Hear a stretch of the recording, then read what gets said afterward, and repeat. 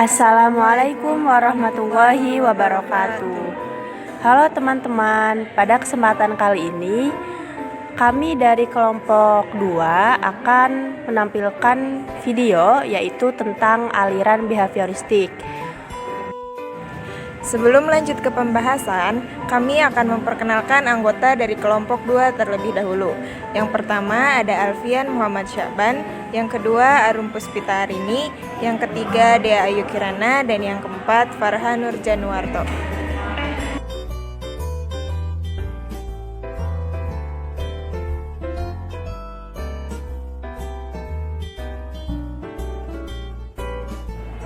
Untuk selanjutnya yaitu mengenai tujuan pembuatan video ini, yang mana video ini dibuat untuk memenuhi tugas mata kuliah psikologi.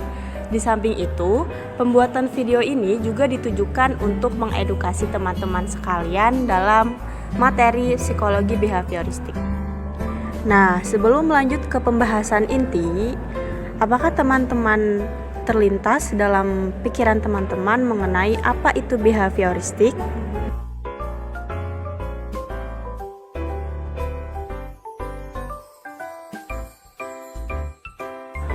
Jadi, behaviorisme atau aliran perilaku bisa disebut juga sebagai perspektif belajar, yaitu filosofi dalam psikologi yang berdasar pada suatu proposisi bahwa semua yang dilakukan organisme, ya termasuk tindakan, pikiran, ataupun perasaan, dapat dan harus dianggap sebagai sebuah perilaku. Aliran ini berpendapat bahwa sebuah perilaku demikian dapat digambarkan secara ilmiah tanpa melihat peristiwa fisiologis internal ataupun konstruk hipotesis seperti pikiran. Jadi, pengertian behaviorisme seperti yang tadi sudah dijelaskan menyangkut kepada suatu perilaku sebuah manusia dalam bertindak di dalam suatu ruang lingkup masyarakat maupun ruang lingkup diri pribadi sendiri. Prinsip-prinsip belajar behaviorisme. Teknik suatu behaviorisme telah digunakan dalam pendidikan.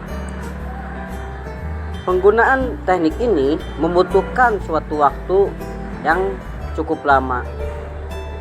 Fungsinya untuk mendorong perilaku yang diinginkan dan untuk mencegah suatu perilaku ataupun tindakan yang tidak diinginkan.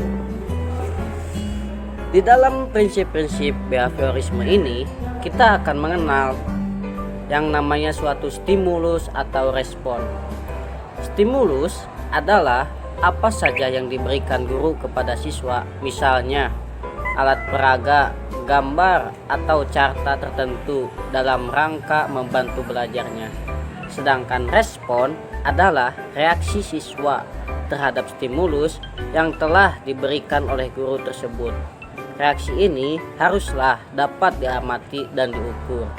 Respon ini yaitu akan mempengaruhi suatu sikap. Apakah sikapnya cepat ataupun lama. Nah, yang kedua itu kita akan mengenal dengan nama reinforcement atau penguatan, yaitu konsekuensi yang menyenangkan akan memperkuat perilaku disebut penguatan, sedangkan konsekuensi yang tidak menyenangkan akan memperlemah perilaku disebut dengan hukuman. Ada beberapa poin yang akan dijelaskan di dalam suatu penguatan ini, yaitu ada 5 poin. Poin yang ke-1 adalah penguatan positif dan negatif. Pemberian stimulus positif yang diikuti respon disebut penguatan positif, sedangkan mengganti suatu peristiwa yang dinilai negatif untuk memperkuat perilaku disebut penguatan negatif. Jadi jelas ya. Nah, poin yang kedua itu penguatan primer dan sekunder. Penguatan primer adalah penguatan yang digunakan untuk memenuhi kebutuhan fisik ataupun jasad terhadap diri kita. Sedangkan penguatan sekunder adalah penguatan yang digunakan untuk memenuhi kebutuhan non-fisik. Bisa disebut juga dengan akal ataupun rohani.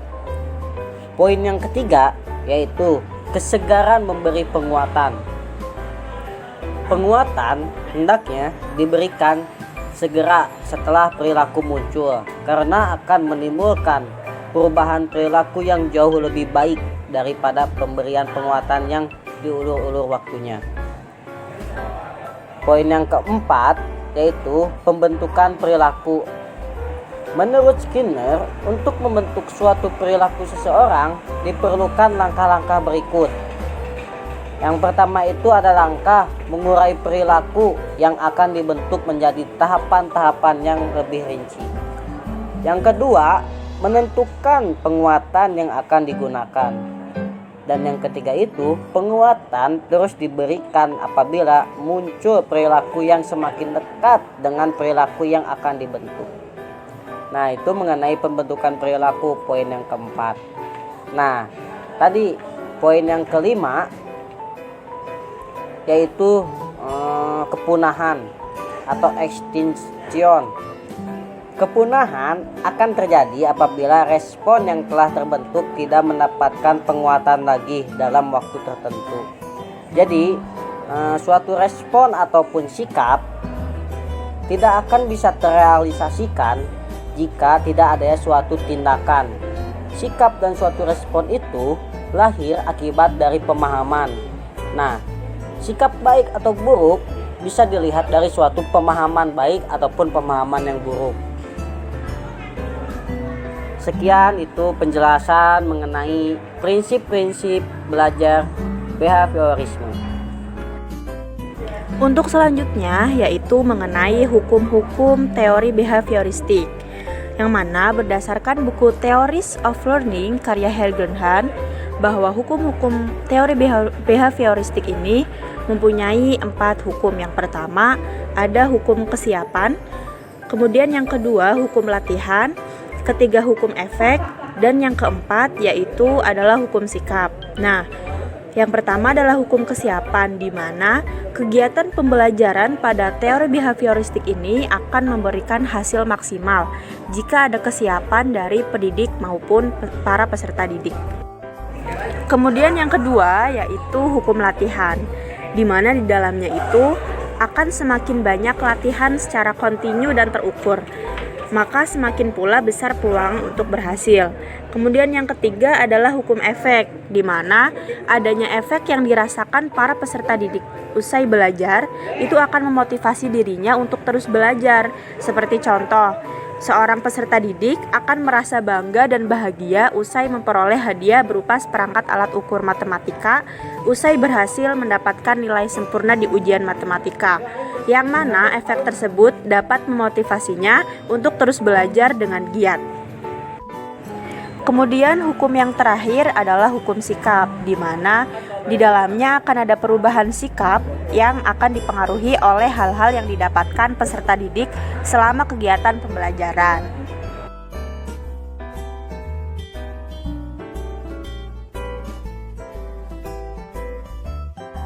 Kemudian selanjutnya yaitu mengenai ciri-ciri psikologi behavioristik. Ada beberapa ciri-ciri, diantaranya yang pertama adalah mengutamakan pengaruh lingkungan. Kemudian yang kedua yaitu hasil pembelajaran itu fokus pada terbentuknya perilaku yang diinginkan. Kemudian yang ketiga yaitu mementingkan pembentukan reaksi atau respon. Yang keempat, bersifat mekanistis atau dilakukan dengan mekanis tertentu, misalnya meminta maaf. Kemudian yang terakhir yaitu menganggap pelatihan adalah hal yang penting dalam proses pembelajaran. Kaum behavioris itu menjelaskan bahwa belajar sebagai suatu proses perubahan tingkah laku, di mana reinforcement dan punishment itu menjadi stimulus untuk merangsang siswa dalam berperilaku.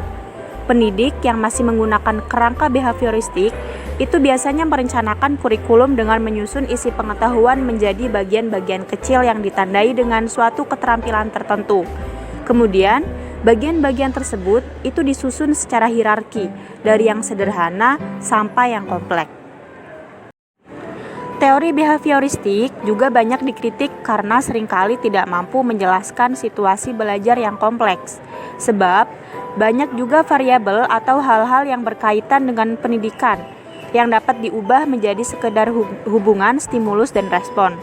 Kemudian teori ini tidak mampu menjelaskan penyimpangan-penyimpangan yang terjadi dalam hubungan stimulus dan respon, yang mana pandangan behavioristik juga kurang dapat menjelaskan adanya variasi tingkat emosi siswa, ya walaupun mereka memiliki pengalaman penguatan yang sama. Kemudian, pandangan ini tidak dapat menjelaskan mengapa dua anak yang mempunyai kemampuan dan pengalaman penguatan yang relatif sama, ternyata perilakunya terhadap suatu pelajaran itu berbeda, juga dalam memilih tugas sangat berbeda tingkat kesulitannya. Nah, pandangan behavioristik hanya mengakui adanya stimulus dan respon yang dapat diamati. Mereka juga tidak memperhatikan adanya pengaruh pikiran atau perasaan yang mempertemukan unsur-unsur yang diamati tersebut. Teori behavioristik juga cenderung mengarahkan siswa untuk berpikir linear, konvergen, tidak kreatif, dan tidak produktif. Nah, pandangan teori ini bahwa belajar merupakan proses pembentukan atau shaping, yaitu membawa siswa menuju atau mencapai target tertentu sehingga menjadikan peserta didik untuk tidak bebas berkreasi dan berimajinasi. Padahal banyak faktor yang berpengaruh yang mempengaruhi proses belajar. Jadi, teori belajar tidak sesederhana yang dilukiskan teori behavioristik.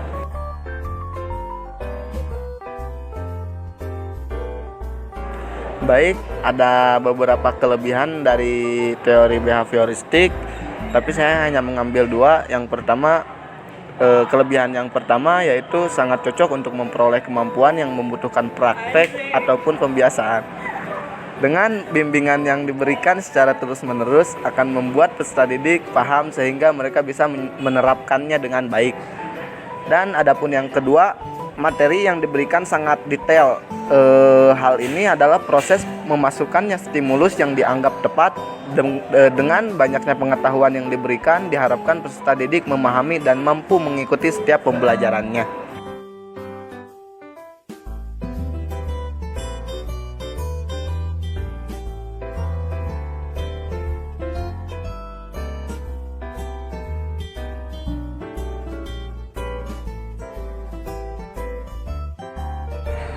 Saya hanya mengambil dua kekurangan dari behavioristik. Yang pertama, pembelajaran peserta didik hanya terpusat pada guru. Peserta didik hanya mendapatkan pembelajaran berdasarkan apa yang diberikan guru. Mereka tidak diajarkan untuk berkreasi sesuai dengan perkembangannya. Peserta didik cenderung pasif dan bosan. Dan kekurangan yang kedua yaitu peserta didik hanya mendengarkan dengan tertib penjelasan guru. Pembelajaran seperti ini bisa dikatakan pembelajaran model kuno, karena menghafalkan apa yang didengar dan dipandang sebagai cara belajar yang efektif. Penggunaan hukuman biasanya sebagai salah satu untuk mendisiplinkan.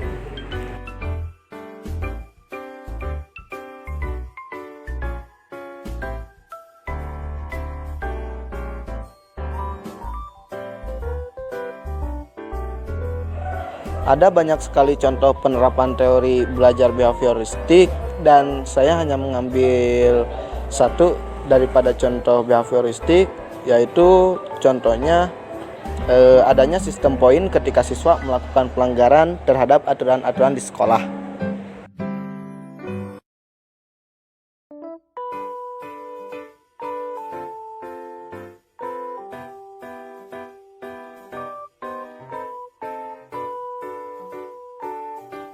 Pembahasan selanjutnya yakni mengenai tokoh-tokoh behavioristik. Yang pertama ada Edward Lee Thorndike. Beliau lahir pada 31 Agustus 1874 dan meninggal pada 9 Agustus 1949. Beliau merupakan tokoh behavioristik yang pertama. Di samping itu, beliau juga merupakan psikolog Amerika pertama yang menerima semua pendidikannya di Amerika. Thorndike belajar di bawah bimbingan William James di Harvard University. Dia adalah peneliti perkembangan dalam psikologi hewan, dan dia sendiri berencana untuk melakukan penelitian pada anak-anak. Namun, hal tersebut dilarang sehingga ia memilih ayam sebagai objek penelitian.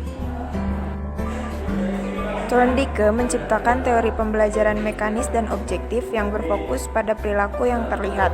Ia lebih banyak menjelaskan tentang hubungan antara stimulus dan respons. Beliau menyebut metode eksperimental penelitian asosiasinya sebagai koneksionisme.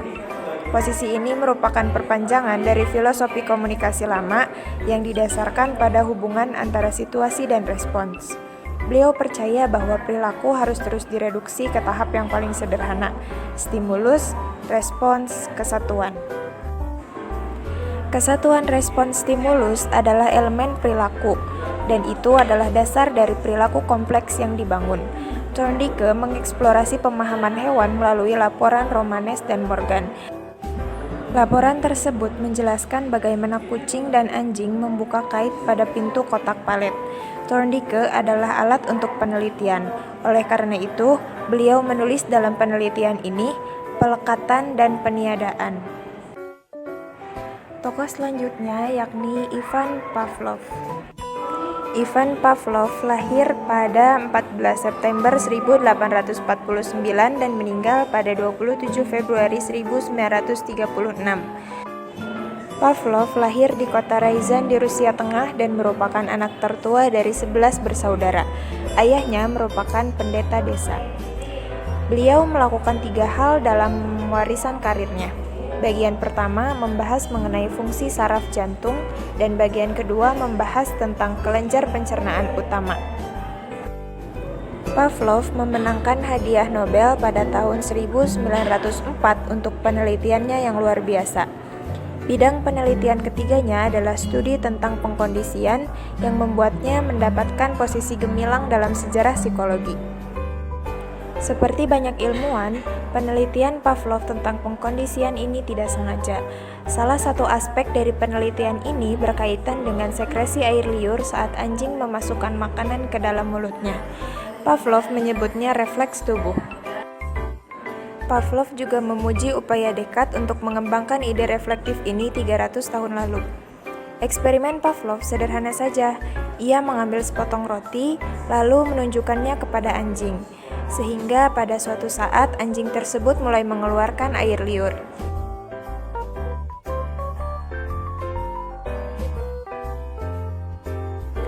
Tokoh yang terakhir yaitu Vladimir M. Bechterev.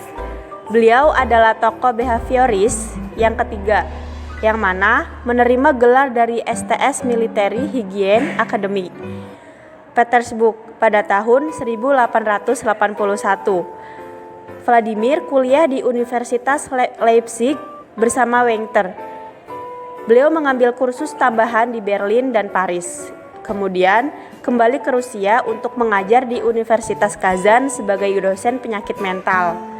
Minat Bechterev terletak pada regulasi respons motorik. Beliau menerapkan prinsip pengkondisian Pavlov pada otot. Temuan utamanya adalah refleksi terkait. Beliau juga menemukan bahwa gerakan refleksif dapat terjadi tidak hanya karena rangsangan tanpa syarat, tetapi juga rangsangan yang berkaitan dengan rangsangan awal.